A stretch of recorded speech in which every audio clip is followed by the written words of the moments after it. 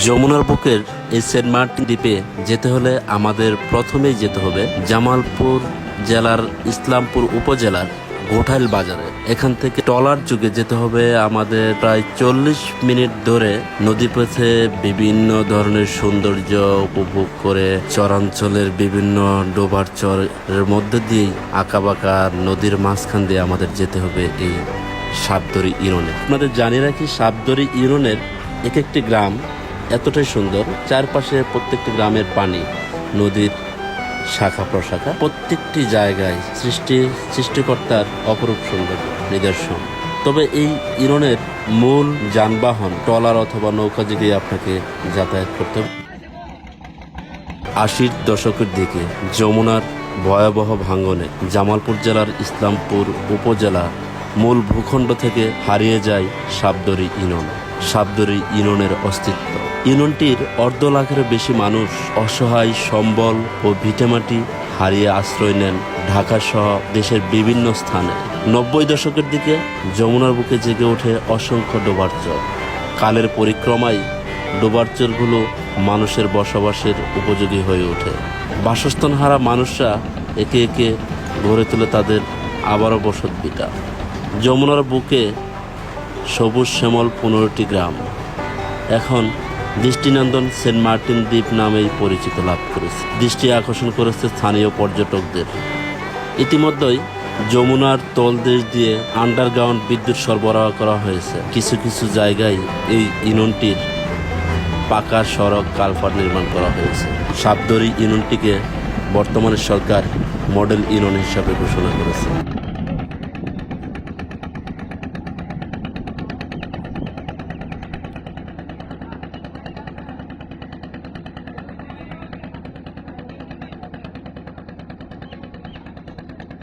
আমরা এই মুহূর্তে আছি জামালপুরের ইসলামপুর উপজেলার গোঠাইল বাজার থেকে নৌকা যোগে প্রায় 1 ঘন্টা আসার পর যমুনা নদীর ভিতর দিয়ে এই সাবদরি ইউনিয়নের চারপাশেই নদী।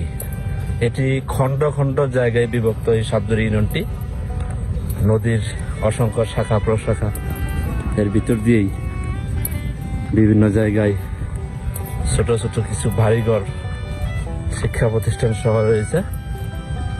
মূলত নির্বাচনী কাজের জন্য আসা এই সাবদরি ইউনিয়নের এখানে প্রধান যানবাহন হচ্ছে নৌকা, ডিন্ডি নৌকা, স্পিড বোট এইসব।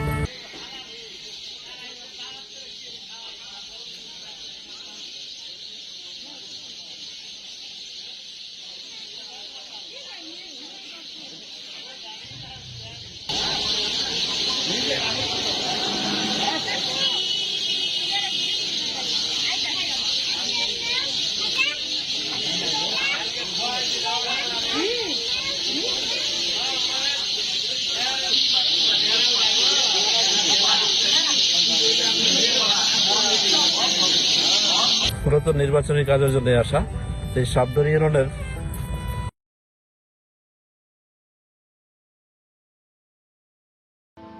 এখন প্রায় সন্ধ্যা হয়ে গেছে। আমরা আমাদের কাজ শেষ করেছি। নির্বাচনের যে পর্যবেক্ষণের কাজ ছিল সেই কাজটি আমাদের শেষ হয়ে গেছে। আমরা এখন আস্তে আস্তে আমাদের গন্তব্যের দিকে চলে যাব।